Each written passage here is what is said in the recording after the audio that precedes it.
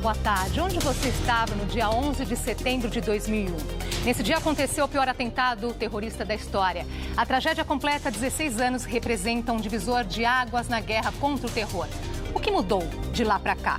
E quais os desafios hoje para combater o terrorismo?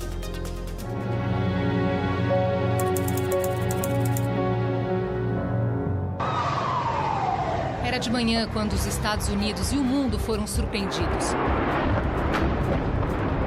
Os atentados provocados pela organização terrorista Al-Qaeda deixaram quase 3.000 mortos e centenas de feridos. O World Trade Center, o principal cartão postal da cidade de Nova York, foi destruído pelos aviões que se chocaram contra as Torres Gêmeas.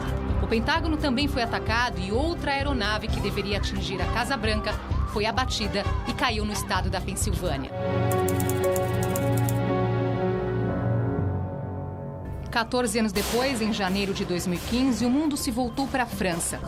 Todos viraram Charlie, em homenagem ao tiroteio na sede da revista satírica Charlie Hebdo, em Paris.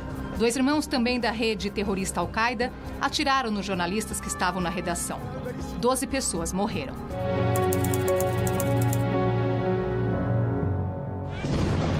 A França não teria paz naquele ano. Em novembro, Paris foi atacada novamente. Dessa vez, os jovens foram os alvos. Um tiroteio na casa de Show Bataclan e em restaurantes da cidade deixaram 130 mortos e mais de 350 feridos. O Estado Islâmico reivindicou os ataques. Em menos de um ano, a França voltou a viver o terror. Dessa vez de forma inimaginável. Durante as comemorações do Dia da Bastilha em Nice, um caminhão atropelou uma multidão e deixou 85 mortos.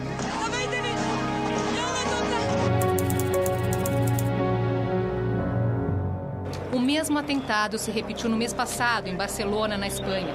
Uma van atropelou os pedestres que caminhavam em La Rambla, uma das principais vias do centro da cidade. 16 pessoas morreram, mais de 100 ficaram feridas. A ação foi comandada pelo Estado Islâmico.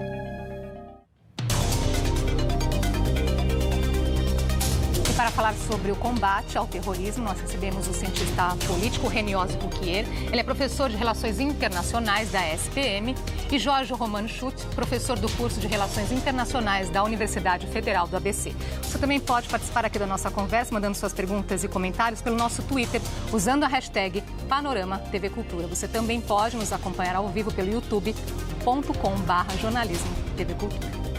Boa tarde. Obrigada pela presença hoje. Boa tarde, Andresa. Aproveitando esse gancho do 11 de setembro, nós podemos dizer de alguma forma que aquele momento significou um divisor de águas? O que mudou de lá para cá? Com certeza. Diria que ali você tem uma ação organizada com vítimas numa escala massiva, né? Não se tinha planejado um ataque desse porte tão grandioso para uma organização que se apresenta como uma organização global, porque ela estava presente em vários lugares e vai lá e ataca os Estados Unidos, que até então estava imune. Acho que um dos elementos aí das mudanças são o fato dessa organização, dessa rede ter sido construída, a Al-Qaeda, né, naquele momento, essa organização global. Um outro elemento importante que se fala pouco e que está conosco até hoje, desde o 11 de setembro, é a questão do suicídio. O terrorista suicida, a ideia de você se matar para matar outros. Isso é um fenômeno muito distinto na história do terrorismo. A gente fica desde 1945, quando temos kamikazes, até os anos 80, sem ter esse tipo de forma de ataque, essa tática. Então essa figura ressurge aí nesse momento. Ela ressurge, na verdade, nos anos 80, em 1983, com o ataque do Hezbollah no Líbano, e que é uma organização xiita, que usa essa arma, né, com um carro cheio de explosivos, e aquilo vai ganhando corpo e força. Nos anos 90, o terrorismo suicida também ganha outra forma, só que quando vem o 11 de setembro, isso ganha uma proporção muito maior, usando aeronaves como armas, então trazendo a ideia do terrorista suicida para uma escala de massa. E daí, então, se imagina que o terrorismo vai começar a ganhar proporções de mortes muito maiores. Não é bem o que acontece, mas a preocupação foi nessa linha. Professor. Então, o que 11 de setembro fez, ele traz para dentro dos Estados Unidos um conflito que vem de todo o século XIX, do Oriente Médio, das guerras em torno do petróleo, do conflito Israel com os palestinos. Ele traz isso, como o professor falou, os Estados Unidos estavam imunes, as guerras estavam no Oriente Médio. Então, 11 de setembro é a primeira vez, não só o maior atentado terrorista, mas é a primeira vez que há vamos dizer, bombardeio, algo parecido nos Estados Unidos. Na Segunda Guerra Mundial, fora Pearl Harbor, os Estados Unidos não foram bombardeados, a Europa foi bombardeada, a Primeira Guerra também. Então, os Estados Unidos nunca conviveram com esse tipo de violência, com tantas mortes, etc. E a reação foi, evidentemente, hoje, totalmente desproporcional. Houve uma invasão em 6 semanas, os Estados Unidos mobiliza a OTAN, ou seja, declara que foi uma guerra, um ataque à soberania dos Estados Unidos, logo ataca todos os membros da OTAN, logo a OTAN é chamada para ajudar os Estados Unidos, em 6 semanas invade o Afeganistão e começa a maior guerra dos Estados Unidos. Até hoje tem guerra lá. Tem mais de 10 mil soldados. O Trump foi eleito prometendo retirar as tropas, mas o que ele fez semana retrasada, tem que mandar mais tropas. Porque se os Estados Unidos forem embora hoje, Afeganistão, mais da metade vai aqui na mão do Talibã, que era exatamente o objetivo dos Estados Unidos lá em 2001, para tirar o Talibã da cena política. Em seguida, alguns anos depois, eles invadem o Iraque. E isso foi um desastre, além de centenas de mortos, ou seja, números muito superiores ao que aconteceu em Nova York, e desestruturando o país inteiro, gerando um vácuo na qual nasce o Estado Islâmico. É isso que aconteceu. É que nessa imagem de 2001 até 2015, você teve guerras violentas que continuam, com muitos ataques terroristas, inclusive, muitas bombas, muitos civis inocentes, muito mais estão morrendo hoje no Iraque, Irã, e depois o Estado Islâmico avançou em cima então, da Síria e causou uma desestabilização generalizada, uma total incapacidade. Se isso não bastasse, os Estados Unidos e os aliados europeus invadem a Líbia, porque invadir e tirar é fácil, mas reconstruir um Estado se tornou muito difícil, e as democracias ocidentais se demonstraram absolutamente incapazes de fazer isso. No Iraque, eles desmantelaram o exército inteiro. Os Estados Unidos nem fizeram isso em 45 anos. Agora, com a forte reação dos Estados Unidos naquele momento, podemos dizer, então, que a Al-Qaeda perdeu força nesse sentido, lembrando que o Bin Laden foi capturado numa forte ofensiva, foi morto 10 anos depois disso, em 2011, e hoje o Estado Islâmico é o que melhor representa o terrorismo hoje? A Al-Qaeda é essa grande organização global que ela é desmantelada, o combate ao terror, apesar dos efeitos colaterais e das guerras e consequências que vieram daquele ataque, foram bem-sucedidos no sentido de evitar um grande ataque novamente aos Estados Unidos. Os Estados Unidos conseguiu se blindar, impedir que houvessem outros ataques, perseguiu a Al-Qaeda pelo mundo, tirou as suas fontes de recurso, foi estrangulando e cercando a Al-Qaeda até o ponto máximo da morte do Bin Laden. E aí sim a Al-Qaeda começa a perder muita força, e um braço da Al-Qaeda, que o Estado Islâmico ele começa como um braço da Al-Qaeda, ele se separa, seus métodos violentos e agressivos são deixados, a Al-Qaeda acha aquilo exagerado demais, até que ele acha que ele ganha força suficiente para brigar com a Al-Qaeda, e nasce o Estado Islâmico por conta própria, em grande parte pelo problema que se criou no Iraque e na Síria, aquele vácuo de poder, o país totalmente fragmentado, abre um espaço para o Estado Islâmico ocupar o que a Al-Qaeda tinha antes. Mas a Al-Qaeda não está morta. Aliás, a Al-Qaeda tem ganhado força ultimamente. O Estado Islâmico tem perdido o território, mas ainda é a fonte de terrorismo aí mais conhecida hoje do mundo. Quem comete mais atos terroristas, mais ataques pelo mundo é o Estado Islâmico. Então, a gente tem duas organizações competindo, algumas outras também, o Hezbollah e outras organizações aí terroristas ainda estão presentes, não com uma escala tão alcance tão global, quanto o Estado Islâmico e a Al-Qaeda, mas o Estado Islâmico ganhou mais espaço, porque ele controla território. Ele tem uma capacidade de atrair pessoas que a Al-Qaeda nunca fez isso, né? Então, se atrai as pessoas de vários países da Europa para irem lutar ao lado do Estado Islâmico. O Estado Islâmico tem toda uma estratégia midiática. Pois é, né? Por falar em atrair pessoas, você acabou de citar a figura dos suicidas, né? O que atrai essa pessoa? Então, o que faz? Muitas vezes jovens até, não é, professor? Que colocam aí a sua vida. Não, então, esse é um ponto essencial. Não é só da Europa, da China, praticamente da Rússia, tem registros até do Brasil. Então, é um fenômeno realmente de uma atração, de uma capacidade de mobilizar um certo descontentamento, uma certa, enfim, um processo muito difícil, mas muito importante de entender, que vai exatamente provocar tensões lá onde tem comunidades de jovens islâmicas, os atentados em Paris, em Bruxelas, em Londres.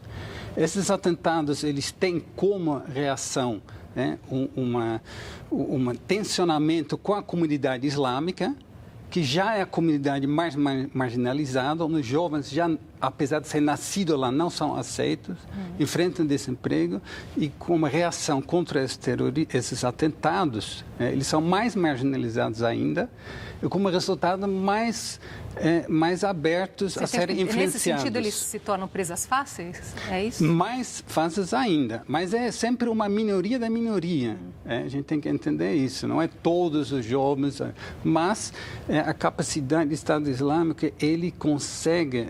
Eu fiz esse trabalho de ir nos sites, etc., um tempo atrás, não recomendo para ninguém, mas você vê, é muito profissional. Extremamente profissional, eles fazem todo o uso do que tem de mais avançado em meios de comunicação, de filmes, de videogames, etc. Eles têm a linguagem dos jovens, e eles projetam na rede essa ideia de uma nova vida, uma salvação. Se a gente analisa a trajetória de várias dessas pessoas que se envolveram depois com atentados, suicídios ou não, você vai ver que não vem de uma convivência com a religião islâmica desde a infância. Você vê sempre uma trajetória. Estou falando agora dos jovens na Europa que, em primeiro momento, vão, como uma aventura da vida, como uma salvação da vida, vão lutar na Síria e no Iraque, e agora são chamados através da rede para fazer atentados. Não são pessoas isoladas, são pessoas que são chamadas através da rede para participar dessa luta contra o Ocidente, e isso precisa ser entendido, de onde vem isso. Então, vamos pegar, por exemplo, atentado em Paris, que vocês mostraram. Agora, teria que mostrar o que aconteceu em seguida no bairro em Bruxelas, chamado Molenbeek, que é um bairro antigo, operário, que hoje, majoritariamente, são famílias de países migrantes, de países árabes, os jovens marginalizados, sem emprego. Descobriu-se que um dos envolvidos no atentado em Paris vem de Molenbeek, e até hoje tem militares lá. Até hoje tem presença militares. Então, isso reforçou ainda mais essa tensão com essa comunidade. E os jovens que nasceram, eles nasceram lá na Bélgica, em Paris. Eles não são aceitos como belgas ou europeus, mas eles têm uma crise de identidade desgraçada. E nessa crise de identidade aparece uma organização extremamente profissional, com meios de comunicação extremamente avançados, que dá essa possibilidade a eles de se envolver com algum projeto de vida, que enfim...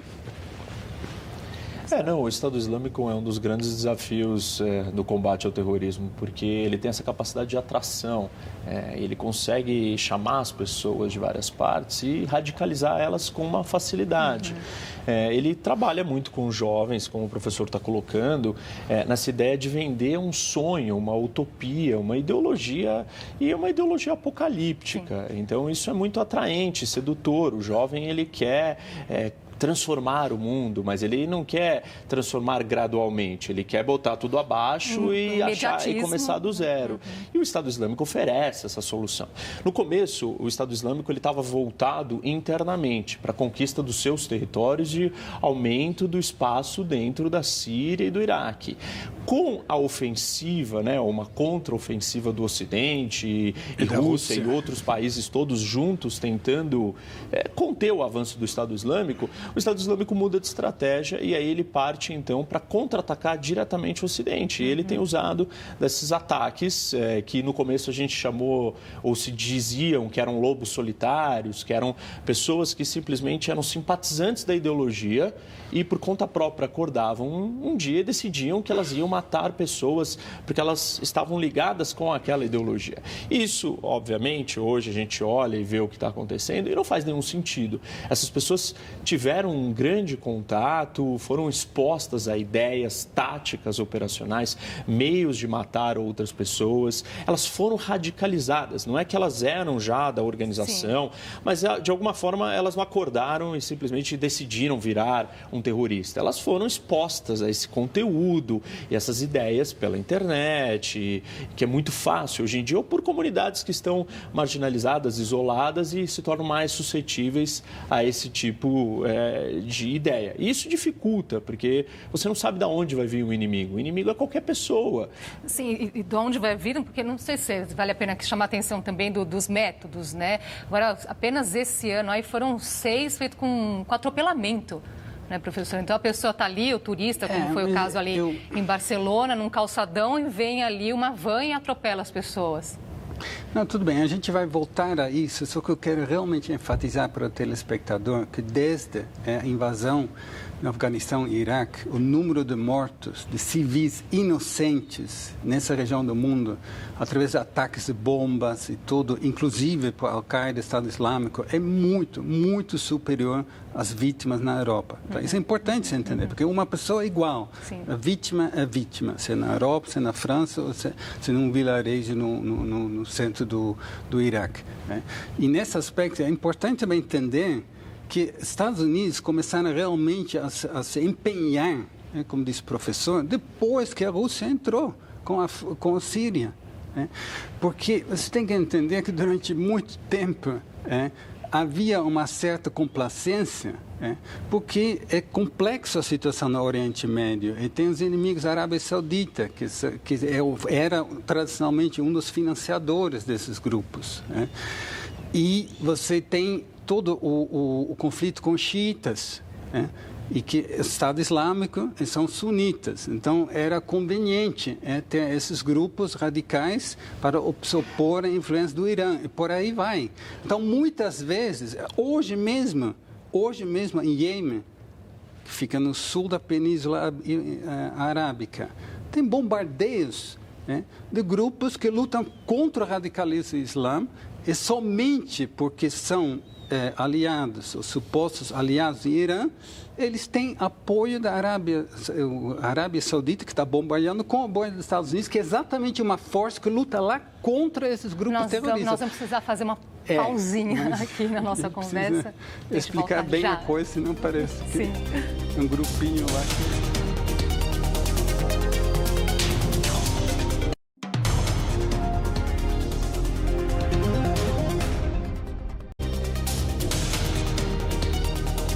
Já estamos de volta com o Panorama, hoje 11 de setembro, aniversário do maior atentado terrorista da história. Falamos sobre o combate ao terrorismo. Com a gente, o cientista político Reniose Fouquier, professor de Relações Internacionais da SPM, e Jorge Romano Schutz, professor do curso de Relações Internacionais da Universidade Federal do ABC.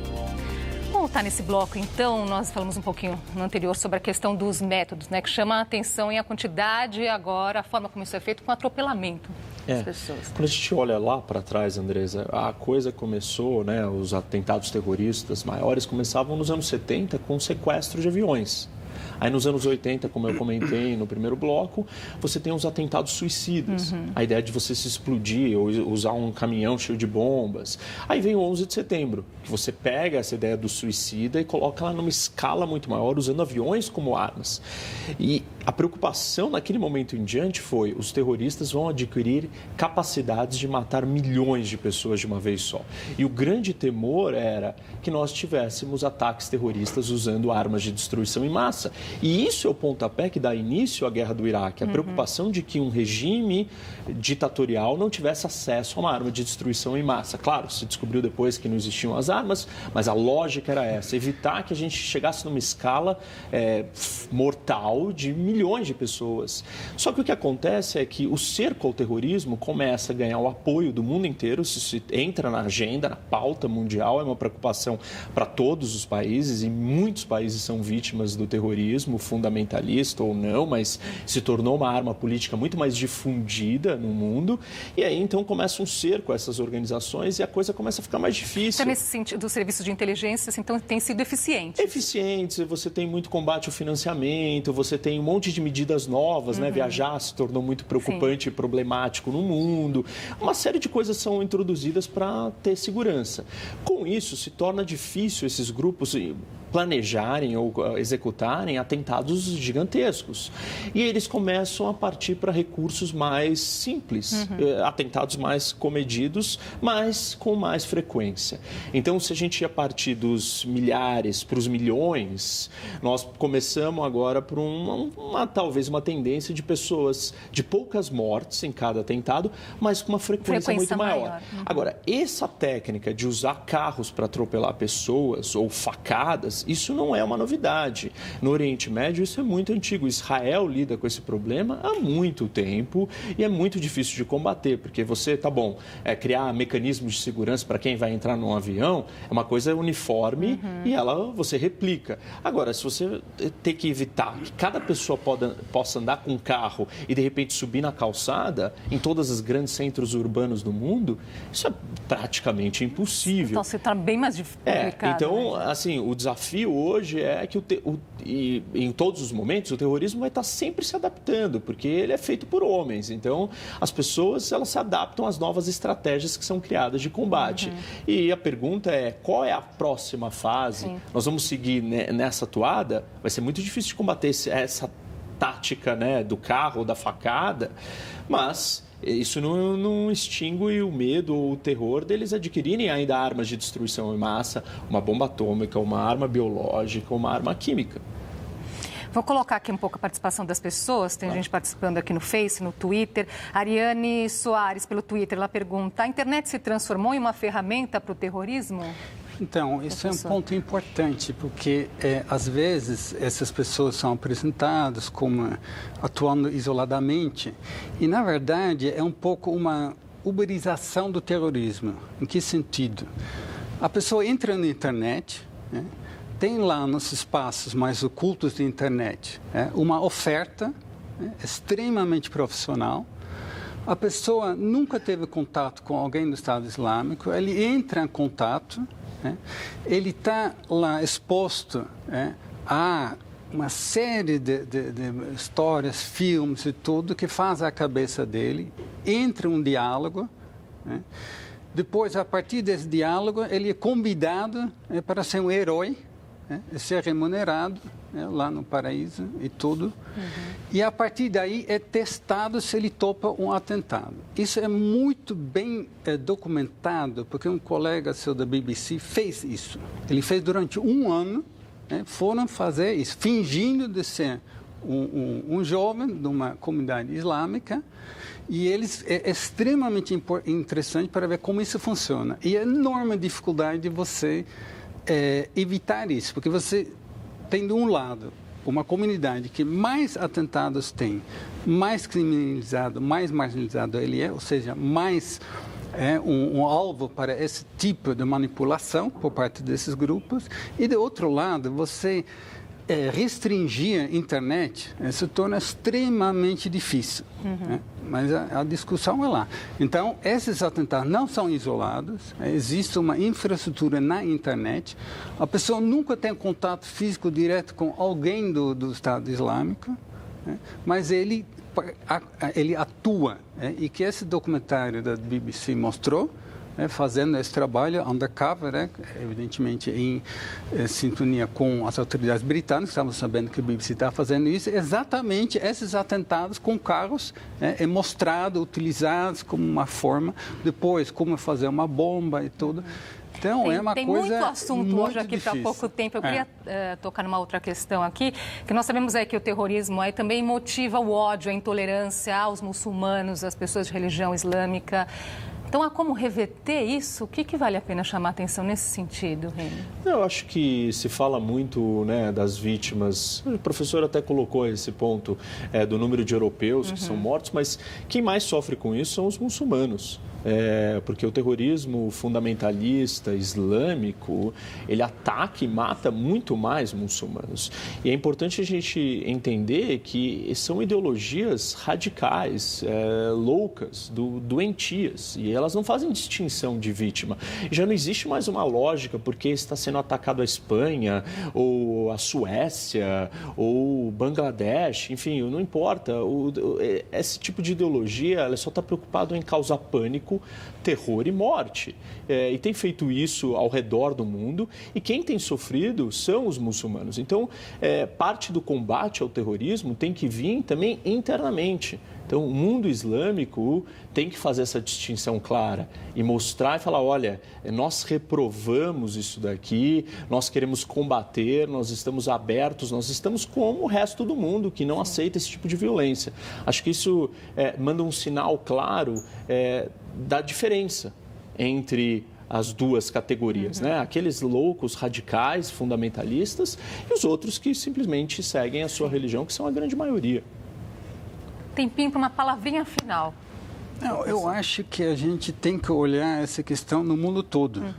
E a partir do que está acontecendo, que aconteceu no Oriente Médio. Não dá para entender essa atuação só olhando para Paris ou Londres. Agora, os lugares, eu acho que o Estado Islâmico, ele faz a mesma estratégia que ele utilizou no Iraque, que é mobilizar, no caso, comunidades que foram atacados, no caso, com a ocupação dos Estados Unidos.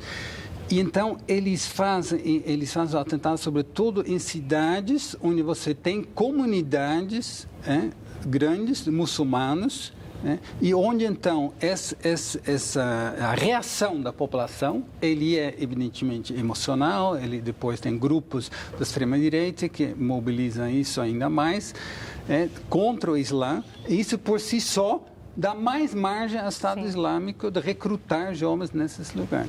Palavrinha final. Eu acho que o terrorismo é uma ameaça que veio para ficar, Andresa, e nós vamos continuar assistindo ataques terroristas pelo mundo todo. É uma preocupação, é muito difícil, cada vez se torna mais difícil, quanto mais o mundo está globalizado, conectado, mais fronteiras abertas, mais dificuldade nós vamos ter que controlar isso, e vai ser sempre um peso. As sociedades vão ter que escolher entre liberdades individuais, né, liberdade em geral versus segurança. E todo mundo vai acabar optando pela segurança, como a gente tem visto ao redor do mundo. Faltou tempo hoje. Obrigada pela companhia de vocês e até uma próxima. Até a próxima. Obrigada pela sua participação e uma ótima tarde para você. Faltou tempo mesmo hoje. Então, Coreia do Norte, não? Não teve a Coreia do Norte. Tá vendo? Tá vendo. Agora, o Saddam Hussein não tinha nenhuma relação.